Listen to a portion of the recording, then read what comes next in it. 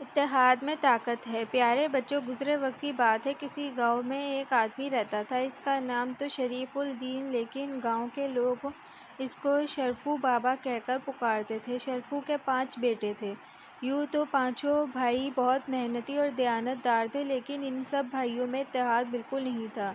ذرا سی بات پر آپس میں جھگڑ پڑتے تھے۔ شرفو اپنے بیٹوں کو بہت سمجھاتا کہ آپس میں اتحاد و اتفاق اور محبت سے رہنا چاہیے، مگر پانچوں بھائی پر باپ کی نصیحت کا کوئی اثر نہیں ہوتا تھا۔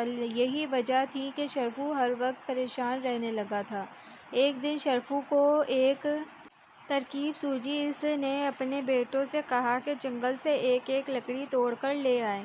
پانچوں بھائی گاؤں کے قریب واقع جنگل میں گئے اور لکڑیاں توڑ کر لے آئے۔ شرفو نے اپنے بیٹوں سے لکڑیاں لے کر ان کو ایک ہی جگہ رسی سے باندھ دیا، اور اب اس نے اپنے بیٹوں سے کہا کہ وہ باری باری لکڑیوں کو اس گٹھے کو توڑنے کی کوشش کریں۔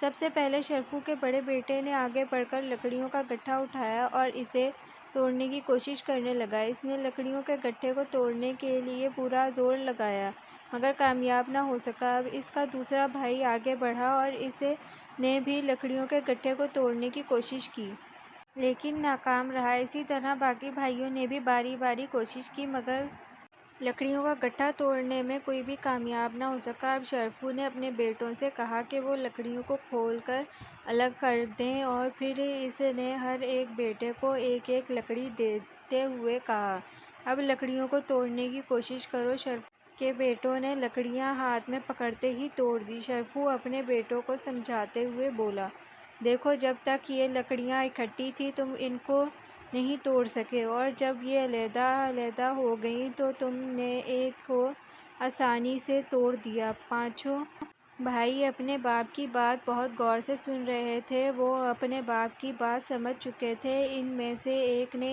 کہا، ابا جان، ہم آپ کی بات سمجھ گئے ہیں، آئندہ ہم بھی مل جل کر رہیں گے اور آپس میں جھگڑا بھی نہیں کریں گے۔